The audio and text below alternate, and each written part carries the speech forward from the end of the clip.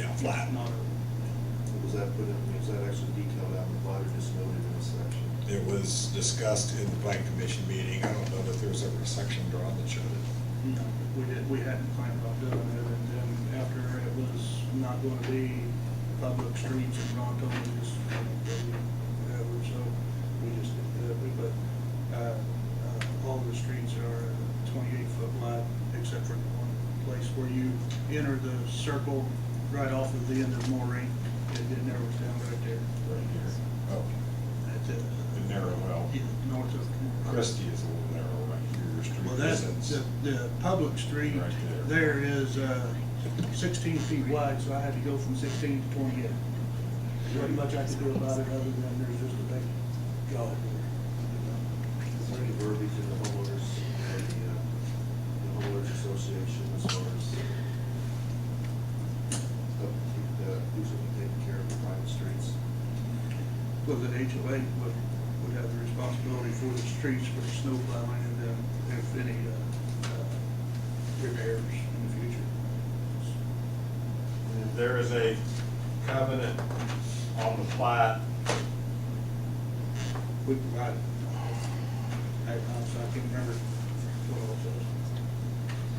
There's a covenant on the plat that says the HOA has authority to maintain and improve the ponds, easements, and all other common areas as they deem appropriate and within their sound discretion. Is that some questions, should that spell out the streets?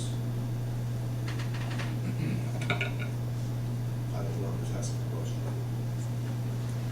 I think anything we can do at this point in time to clarify the intent and how this is to work in the future would be the proper thing to do. I've had experience in other communities where 20, 30 years later, there's problems and they come to the local jurisdiction, in our case, the city, and want us to take something over. So the clearer we can be, the better it will be for everyone involved. What would be the process for amending that? Plat. Have to replat it? I think you just amend it. Yeah. There's a procedure to amend the plat. It would just be that the streets would be private now, maintained by the Homeowners Association, right? Yeah. Right. I think the short answer is we don't know the answer to your question at the moment. What steps are involved? There is a procedure. I think to make it clear that it should be amended, the notation added, that the streets are private, and that's part of their, the people in this community's responsibility to keep the streets.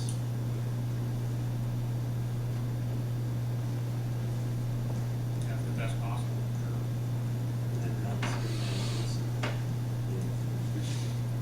Any thoughts from board members? No, I think that's a good idea, just make sure it's on, amend the plat so that that shows up, whatever that process is. Then Retype it. you have to get with Ron or Chris and So I was work out. researching to figure out what we need to do. I don't know if it'll have to come back before the plan commission or not. Check. If not, if it's your wishes, I guess we could go ahead and deal with it if it doesn't have to come before the plan commission, and if it does, it would just have to come to another meeting. I would say that's the thing to do. If it doesn't have to, it doesn't, and if it does, we'll deal with it down the road. That's fine. I mean, it doesn't matter to me. Let me get see how it's done. I'm building, we're going down the road, you know, I mean, that's gonna be good. Just any other comments from the audience on this item? You guys have a course of direction on that? Thank you, Jeff. Thank you. I have a question to the plan commission on this topic. Are you, at this time, taking any formal action that you would enter into your minutes? Such as agreeing that these are private roads and making that, documenting that with whatever conditions you care to impose, such as providing emergency service, ingress, and amending the plat or whatever? Chris, we have I think it's a good idea. I mean, basically accepting the property owner's proposal to the board, so that'd be the motion at this point, is make a motion, we adopt that. Spelled out as, They have ownership of the roads and upkeep of the roads, and then we would amend the plat according to whatever the procedure is to do that. and the emergency personnel would have access, Right. emergency services would have access. The city does not expect to have these, or the streets dedicated to the. Right. So I have a motion, we've had it cleared, do I have a second? I'll second that. John, please call the roll.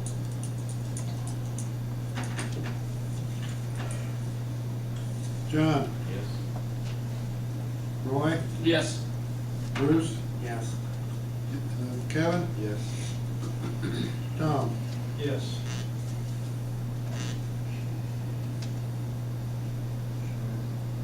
Enforcement action on that one. Number 4 and 5. 4 and 5 are both the new beginning development subdivision. This item is a piece of property located immediately east of the YMCA, this being the YMCA property here. The new beginning development subdivision is bounded on the outside by this red box here. They are desiring to divide this big parcel into two, and I believe this blue line here represents one parcel and the other is all of this over here. If that's not exactly correct, it's approximately correct. The reason this is on for both preliminary and primary and secondary in one meeting, there are no proposed improvements, there's no street improvements, there's nothing to prevent you from hearing both in the same meeting, and if you so desire, approving both. This is the church itself here. It is served by a public street here, Kathy's Way, and at this point, this particular map's out of date. It shows Kathy's Way. That's now YMCA Way. Down here, it's a private street. This is Neil Soldier Way, a private street. And this is Keegan's Way, a private street. So this property is all accessed via private streets. The parcel to the west is either literally all floodplain or what little bit of ground. I think up in here somewhere there's a little bit of ground, and down in here somewhere there's a little bit of ground, not in the floodplain, but there is an easement across that. So virtually the entire lot is not buildable.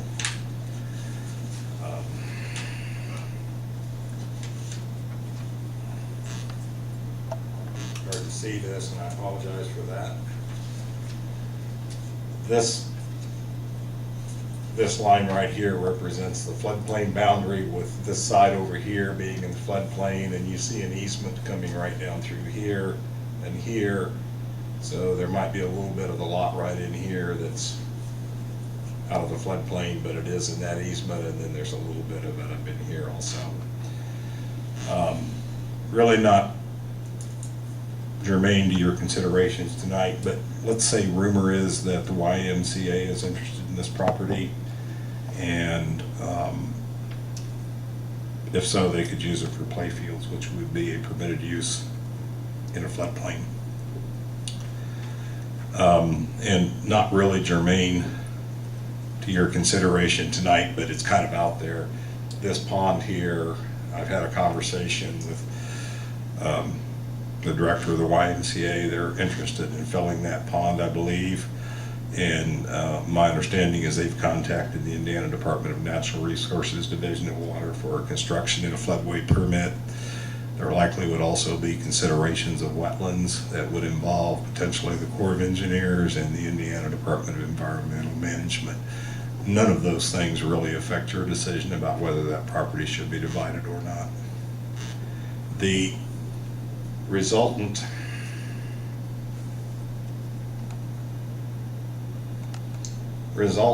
property to the west would have frontage on this private street up here, and of course the church has a point to a private street right here, so both lots that would result from such a subdivision would have some form of access. Questions, board members? sits on that property line, is that considered a retention pond for that complex? I do not believe so. There is a retention facility right in here. This is a pretty mature pond. That area has never been subdivided, so I do not believe that is a stormwater control feature. So therefore, it could be filled in if they desire. If DNR will permit it, yes. Permit it in the formal sense, if they will issue a permit for construction in a floodway. Any other questions? Someone asked me earlier about Muddy Fork, and I said this was Muddy Fork, but it's not. Muddy Fork comes right down here and down the property line and right down through here. That pond is directly independent of Muddy Fork.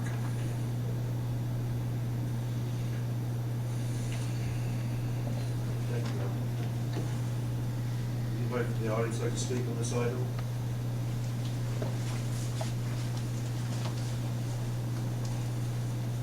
Sure.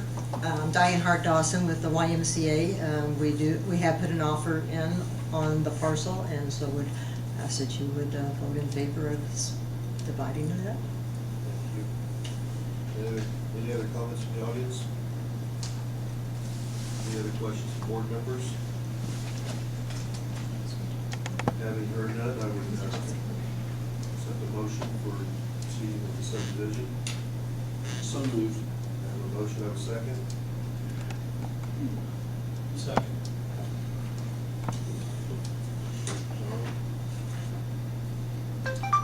John, Yes. Roy, Yes. Bruce, Yes. Kevin, Yes. Tom. Yes. Was that the primary or the secondary or both? Both. Okay, just to be clear.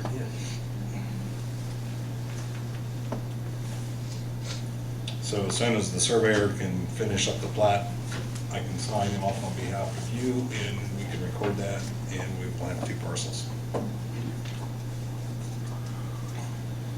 Let's see, item number 6, report status of unsafe buildings, accessory building at 323 North Anderson Street, primary accessory building at 532 North Michigan Avenue, and 331 North Anderson Street.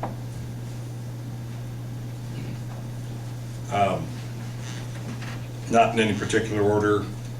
The property here on Anderson Street is 323, and that was the one that was before you last couple of months, where there was a garage with a failed roof, and you instructed Chris to take action through the courts, and the courts did issue an order authorizing the city to demolish that garage. The day that the hearing was held, I went by the place and the garage was down. Mr. Hogg had demolished the garage, and at that time it had not been cleaned up. And while we're looking at this particular illustration, this right here is 331 North Anderson Street, 2 doors to the north. That property had a fire a while back. I don't remember how long ago a while is, but maybe 6 weeks ago. It's been boarded up. I'm not recommending any action on that at the moment. Give the people a little bit of time. The property's secure. They appear to be wanting to rebuild it, so we'll give them, my recommendation is we give them a little bit of time to move forward on that. This is the remnants of the garage at 323. The garage is gone. The unsafe building condition is gone, but you can see that we have some debris left, probably material stored in the garage prior to its demolition. I think as far as the unsafe building aspect, it's probably done and over with. We may have a nuisance issue with the property, and we may need to encourage the owner to finish cleaning that up, or maybe direct our sanitation department to clean that up and provide an invoice to the owner for the cost of doing such. I don't know for sure if that's planning commission business or not, to tell you the truth. The unsafe building definitely, but the But the rest of it, I don't know. I know Plan Commission didn't deal in grass sweaters and those sorts of things, so. If you're happy with it, we'll deal with it, and if we can't, we'll come back and tell you. There is one remaining item of business, and I'll kind of let Chris explain this, but we did incur some cost in working through the courts. I guess there's some potential fines if we wanted to go there, even though the building's down. And Chris, do you want to explain that to the commission? Sure. When we presented the evidence in the case to the judge, at that point, we believed that the expense was still, the city would still incur expense in having to tear down and remove the unsafe building. That turned out not to be the case, so the city has not incurred any expense for the removal actual cost. There have been filing fees, there have been attorney fees, and there have been fines that the board has set in the past that they would like to pursue. So that is still an open question for the judge to rule upon if you want. We have a hearing June 21st scheduled for that purpose, because at that point, we believe we also have actual expense of the removal. So we can certainly still represent the city at that hearing, request to the court, to the judge, to impose any fine permitted by ordinance and collection for the cost of the filing fee and attorney fees. Lots of board members. Yeah, I'd say go for I'm it. saying since he was notified on several occasions, we have that right, we should do. Filing fees and legal fees are fairly straightforward. What about fines? I think the maximum was $1,000 fine. Is that per day or is that total? Reads strange, it says it can be a fine per day, but it also says no more than $1,000, so kind of, I think it's reasonable. I think in this situation, it's more likely than not, the court would find $1,000 to be reasonable, but if we tack on every single day that it was not in compliance, then I obviously can't speak for the judge, but it's an argument we can make, but probably one that may not be quite as successful. Since we all agree, should we make a motion to vote on it, just Are you asking if, for advice? sure, I mean, I guess I it'd be, guess make we it should- clear to me, Then it would be in the minutes too, right? yes. Exactly. Anybody question it in the future, so I'll make a motion that we pursue fines and fees.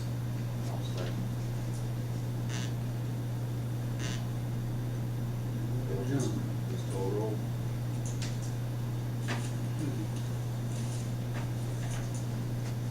John, Yes. Roy, Yes? Bruce, Yes.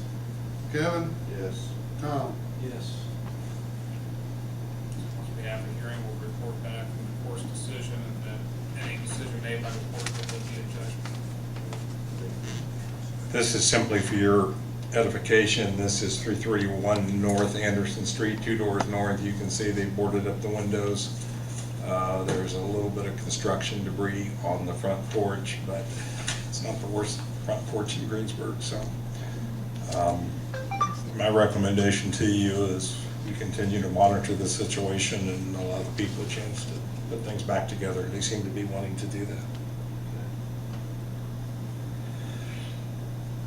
532 North Michigan Avenue, 4 doors down. This is the fire department here, 4 doors down. We've got a property that's been vacant apparently for some amount of time.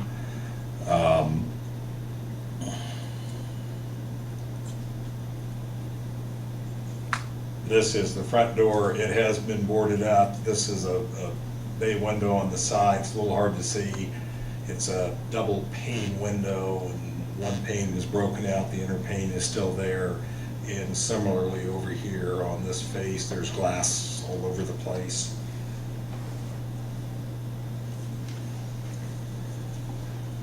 This is the rear door on the lower level. There is no glass in this. Someone has sort of boarded that up with an old pallet. I was told our fire department did that. I don't have anything to substantiate that. The property is accessible. There's a deck right above this. I don't happen to have a picture of that. There's a sliding glass door up there. When I was there the first time, a couple weeks ago, that door was standing open. It's again a double pane glass, and one pane of that glass had been broken. So there's glass all over the place up there. What you see right here is the base of a porcelain lavatory that's been broken. The inside of the house is, it's not trashed in the sense that the walls have a bunch of holes in them. There were one or two, but there's just stuff all over the inside of it. The story, well, we sent them a letter, certified letter, and the gentleman brought it in. It's in the name of, oh, Larry Ricketts, would that be his? maybe? Chris, do you remember the name? Is that it? Larry Ricketts, and a woman's name. The story, well, we sent the letter and he brought it in and said that he had owned the property, it had gone to foreclosure, he and his wife had divorced, she had ended up with the property, I believe. His mailing address is still the one at the county, so that's where the letter got sent to. And he gave us the letter back and said, do whatever you want, because he had nothing in it, didn't care. There's a note in Beacon on the property that says it went up for a tax sale in 2012, did not sell. The county apparently has not done anything further with the property since then.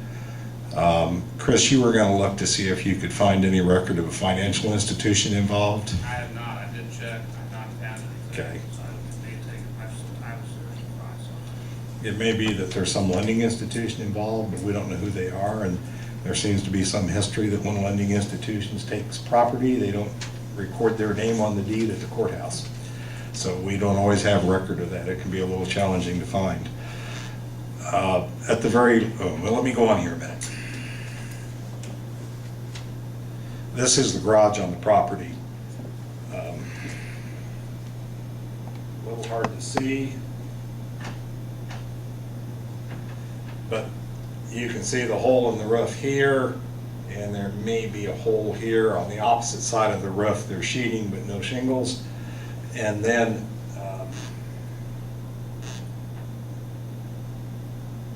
there's this hole in the area behind this pickup truck right down here on that corner. Oh, that's this corner here, and there's a hole down there, and I debated if that's supposed to be a dog kennel and an entry for the dog to get in and out, or if it's just a hole in the side of the garage.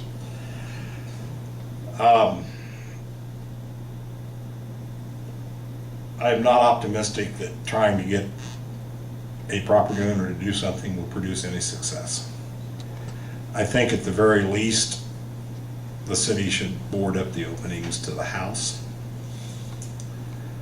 I have no idea what our duty is relative to the garage. It might be a good enough structure that if somebody put some effort into fixing the roof, it might be a serviceable building, but on the other hand, we're not in the property maintenance business, so I don't know how much duty we have. Do we just simply ask the courts to let us tear it down?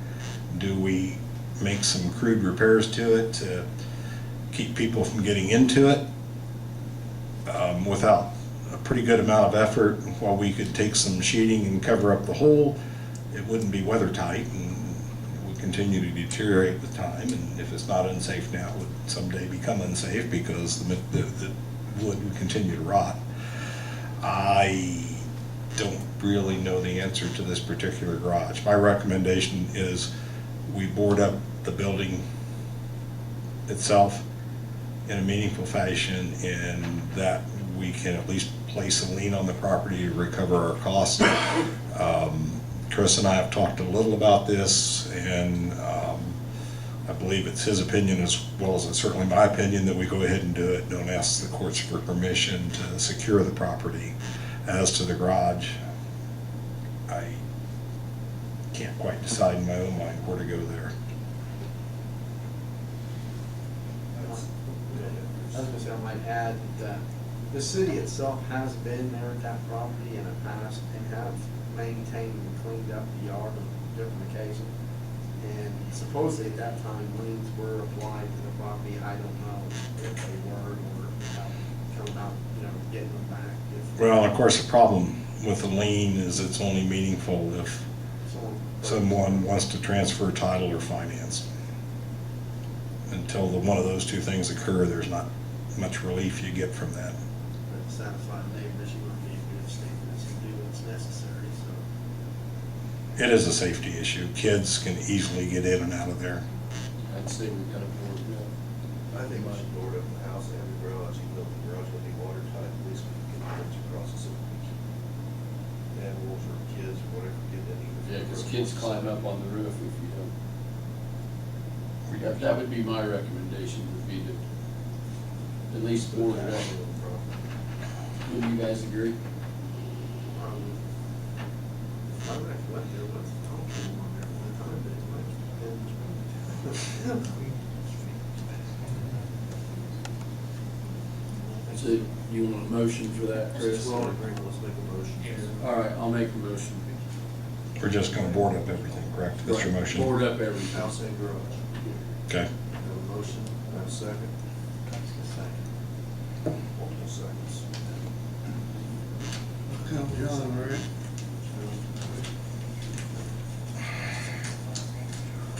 Tom, Yes.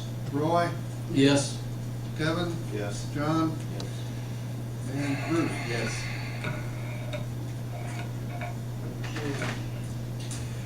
One final unsafe property. This is 432 Northeast Street on the corner of Hendricks and East Street. This is the Finley property. They, to my knowledge, are deceased and represented by Mr. Randy Herbert. He worked on the property last fall. This has kind of been an old friend to some degree. They're 90% of the way there. I spoke with Randy right after tax season ended, and he said he was going to be out of town for a week or so, and he'd get back to me when he got back, and he hadn't, and I haven't gotten back to him. But I'm optimistic that there's some boards on the front porch that are rotted and you could fall through potentially, and there's still one area on the siding that needs some work, but otherwise the house is fairly tight. It's not painted and it's not pretty, but if those two areas could be fixed, I don't think it would be an immediate hazard to anyone. I don't need any action from you, I just bring this to your attention. Thank you. Ron, before we move on to item number 7, your report, I know we have issued conversation with Mr. and Mrs. Nobby, so we want to talk about that now? We Sure. want to go to other items of interest? Or? No, that's as good a time as any. My remembrance is I did have a discussion, and I have to apologize. I omitted this from your agenda. It should have been there. These people own a couple of pieces of properties that at one time had an alley that went between them. The alley, I believe, was vacated. The procedure for vacating an alley is in a platted subdivision, which is the only way you would have an alley, I suppose. Half of the alley goes to each adjoining parcel on either side, and they would like to put all of that vacated alley with one of their two parcels. My interpretation of our subdivision control ordinance is that is a subdivision because you're going to move a property line, you're going to take property off of one and put it onto the other. So that would require a primary and a secondary plat, and would have associated fees of 2 lots and the filing fees for the primary and the secondary. So I think $600 total fees.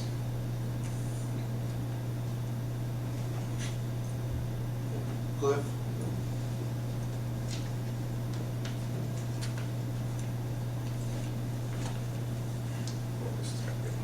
My name's Cliff Nobby, and I own both of these properties. And 310 West Fifth is one of them, and we wanted to build a double garage here. So at the time, I went up to a abstract place and I asked him what I had to do, and he told me I had to do this. I paid the guy and thought everything was okay. They gave me a permit to build this garage, which went over on that 20-foot for the other house, which I own that house. But we was at the courthouse a couple weeks ago and went in there and make sure it was finalized. Needless to say, nothing was done. So I wanna get this cleaned up because, like we heard earlier, my garage sits on another property. To move that, I wanna move that 20-foot city, as you know, it was a street, home street, and they took half and half. And at the time, he said, that's no big deal, I can just quick deed that back over, because that's what the city done. Well, evidently, it wasn't that easy, but the guy had done left, and I had no idea where he's at. So all I wanna do is just get this cleaned up, what I have to do to get that line from here to there, like it was supposed to have been done, so my garage not sitting on the other property. So that's basically about what it is. Thank you. You know, on this one, Ron and I talked earlier, and I mean, he's pretty much got our ordinance will allow him to do this, but he's gonna have to follow the ordinance and do the primary, secondary plat. At this point, there's no other options to get this done, correct? None that I'm aware of.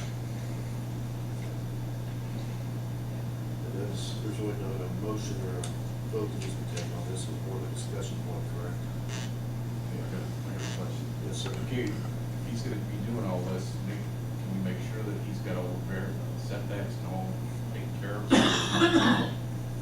You know, do it right now, so he's got enough setbacks everywhere, so you don't have to do it twice, you know what I'm saying? No, you kinda lost me. Hey, say your garage is too close to the property line or something, make sure that the variance your new one, that's a variant, or the setback far enough from the property line so that you don't have to redo it. It would be my recommendation to the plan commission if, let's say, there's not enough room to provide all of those required yard widths, before you should approve such a subdivision, I would recommend that you require a variance be granted by the Board of Zoning Appeals. And if the board wouldn't grant a variance, then the subdivision probably shouldn't occur. Until you get it laid out. you know, Right. Yeah, I just don't want you to have to do it twice, is what I'm getting at. I just want the line to go back where it originally was when the house was built. Before the John- street was shown. John makes a good point that if that leaves your garage less than 10 foot from that property line, that would be a violation of our zoning ordinance. Right now, there's 22 foot between the garage and the house we're talking Okay. So that line needs to be basically halfway between those two. about. Originally, the line would have been 8.5 feet from the house. It would probably work, because for a primary structure, it's 6 foot. I think years ago, it used to be 6 foot or 7 foot, something like Yeah. that. I'm just asking the line to go back. And the garage would need to be 10 foot from that property line to satisfy our zoning ordinance. So as long as those things are met, that'll I work. just don't want you to have to Push do it it right twice. down the middle, it's gonna be about 11 and a half, it'll be right at 11 feet from both structures. That'll work, The garage too. and the house and the other property, so it should. Once the plat's drawn and we can look at it, we can decide if there's any issues, and maybe that line can be wiggled around a little bit before it's finalized, or, So right now, I just have to get back to trailer and everything else in the backyard. so. But the best thing is to get the survey completed first and see where things stand. Figure out where to go from there. I'll be in touch with you then and see what I need to do. Okay. Thank you, Cliff. Thank you. Okay, item number 7 right now, report from the planning director. Couple things, and those of you that were here earlier have already heard this, so I'm actually gonna hurry through it a little bit. Last month, I think this may have actually been in BZA, but Roy asked for some examples of other sign ordinances as they relate to indoor signs. And so I looked at Columbus, Shelbyville, Rushville, Batesville, and North Vernon to see what their sign ordinances said. And since we've had 2 cases involving signs not on street frontages, I also looked to see what our neighbors said about those. North Vernon, Batesville, and Rushville didn't say anything about either of those topics. And I will provide you copies of marked up ordinances. I just didn't quite get far enough to get them to you before the meeting. Columbus I believe, said that they do not regulate signs not visible from public ways or maybe from adjoining properties, and they did not, I don't believe they mentioned indoor or not, can't remember now. And Shelbyville said something about it. The best thing I can do to try and inform you is send you the marked up copy so you can read the language for yourself and not let me confuse you with, but I did look into that. And as I said, I picked 5 neighbors. 3 of them don't even speak to these 2 issues, and the other 2 do. And their language was perhaps a little better because it was easier to interpret and probably enforce. One issue. Another issue is Title VI of the Civil Rights Act of 1964 and the Americans with Disability Act.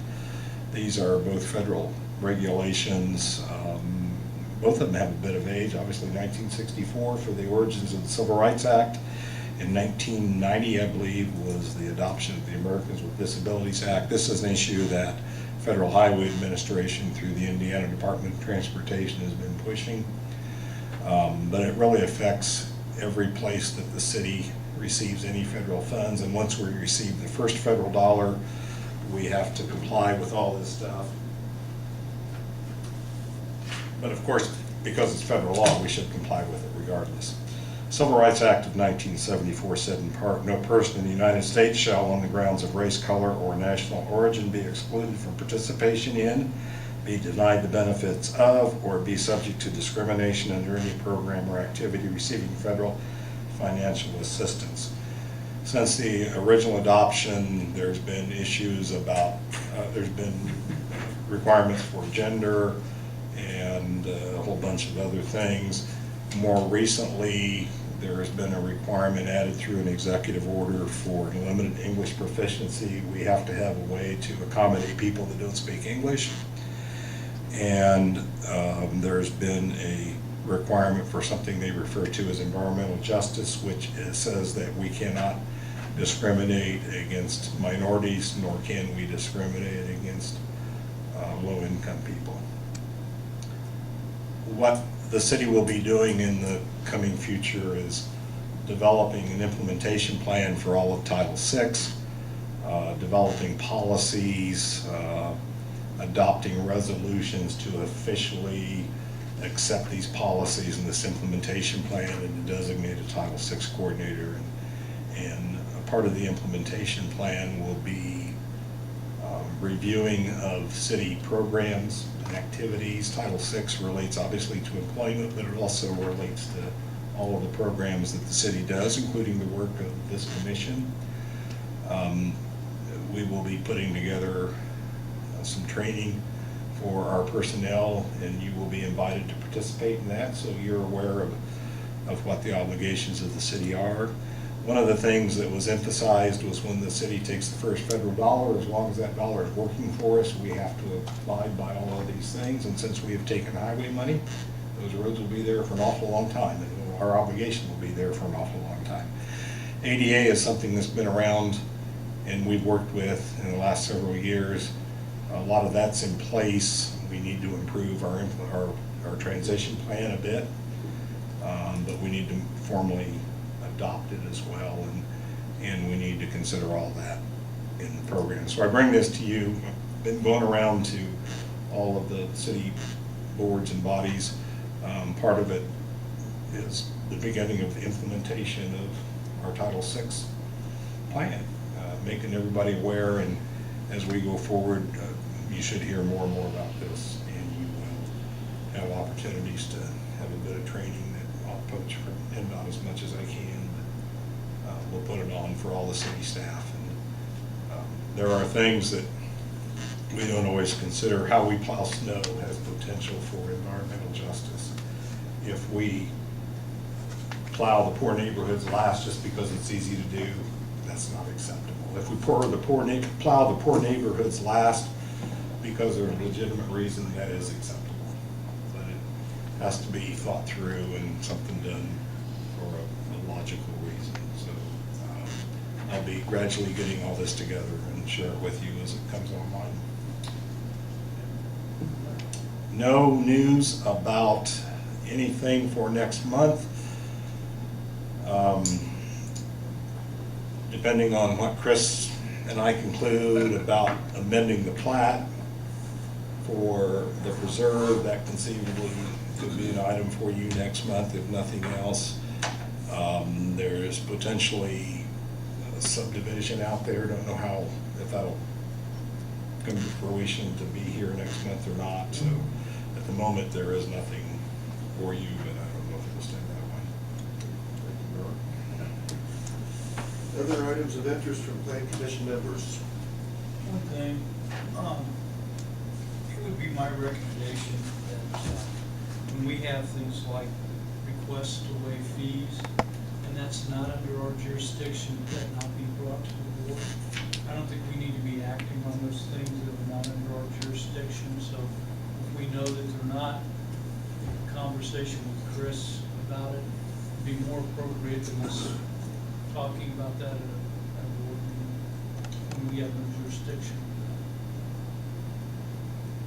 I appreciate that you all discussed it tonight, because for me and maybe for Chris, it provides clear direction from you all. And so now that if we're apparently all in agreement that nothing can be done here, there's no sense to come back to this again. Just think there's things that get brought here, though, that aren't necessarily things that the Plan Commission has the legal authority to deal with. And I don't know why we're bringing them to the Plan Commission. The one thing the Plan Commission could have done with this question would have been to make a recommendation to council to amend the ordinance. So in that light, it might have been your business. In as much as, at least so far, you haven't been inclined to do that, that's really all you could do with that topic. I get these kinds of questions, and I tell people I have no discretionary authority about these things. That's the ordinance, and that's how it has to be, and they want to know who can I talk to get relief. There isn't a very good place to send them.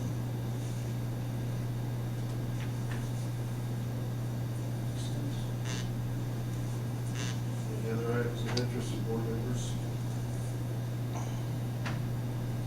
Having heard that, I will accept the motion to adjourn. So moved. Second.